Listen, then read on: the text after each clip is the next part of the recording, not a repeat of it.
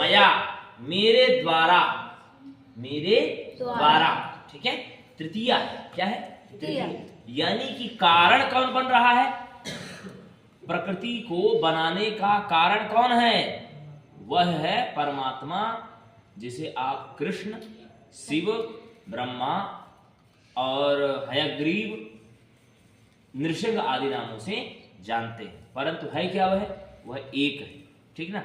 मयाध्यक्षेण प्रकृति, वह जो तुम देख रहे हो प्रकृति ही, ये जो प्रकृति में यानी संसार, प्रकृति यानी संसार, ठीक है, यानी भगवान की माया। तो सूयते सचराचर, इसको मैं इस चराचर जगत को किस कारण से बनाता हूं, क्या हेतु है? इसको मैं इसलिए बनाता हूं, जगद्वी परिवर्तते, जगद्वी परिवर्तते। द्वीप मतलब शायद हाथी भी होता है। जैसे हाथी, मदमस्त हाथी घूमता रहता है कि नहीं अपने आप में, ठीक है। और हाथी को तुम देखोगे, थोड़ा सा नहला दिए फिर कूड़ा अपने ऊपर भर लेता है, नहीं होता है ना? क्यों? वह द्वीप है, यानी कि द्वीप यानी वह अंधकार से युक्त है। तो भगवान कह रहे हैं यह प्रकृति, यह जो संसार है, यह मेरे द्वारा ही क्या किया गया है? रचा गया है। किस हेतु से? कि किस हेतु से? ये संसार का चक्र चलता रहे। क्या चलता रहे? संसार का चक्र चलता रहे। हे अर्जुन, इस संसार में तुम भी आते रहो और हम भी आते रहो।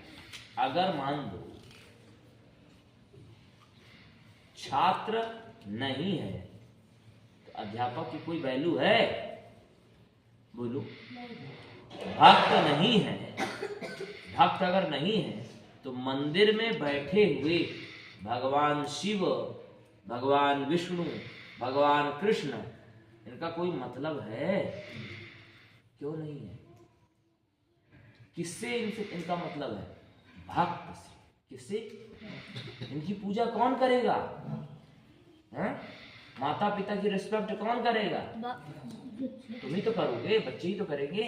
माता पिता से तो ही है सब। तुम माता पिता से मतलब एक दूसरे के क्या है? हेतु है। भगवान भी हमारे हेतु हैं तो हम भी भगवान के हेतु। दोनों। भगवान ने हमें जन्म दिया किस लिए? तो जैसे सत रज तम 3 गुण हैं, तो तीनों गुण यही प्रकृति है। ये हम लोगों को क्या कर रहा होता है? चलाया, ये सब चला रहे होते हैं। तो हम केवल किस में स्वतंत्र है? केवल एकमात्र कर्म में। जैसे हाथी नहीं घूम रहा होता है, ठीक उसी प्रकार से संसार का विचरण कर रहे हैं। कौन कर रहे हैं? विचरण। अब कहोगे कि भाग्य ने ऐसा किया, तो भाग्य कुछ नहीं करता। कौन करता है? आपका कर्म करता है। और कर्म को सही करने के लिए, गलत करने के लिए आपको भगवान ने बुद्धि दी कि नहीं दी? बोलो। बुद्धि दी है ना। किस लिए? विचार करने के लिए तो दी। कहोगे माता पिता हमारे गुरु जी ऐसे नहीं थे, हम नहीं कर पाए, तो ये तो तुम्हारी गलती है ना। तुम बड़े होने के बाद फिर तुमको समझना चाहिए ना। तो भाग्य का दोष तो नहीं है, हर एक जगह भाग्य का दोष नहीं दे सकते, ठीक है। मयाध्यक्षेण प्रकृति सूयते सचराचरम् हेतुनानेन कौन्तेय जगद्वी परिवर्तते।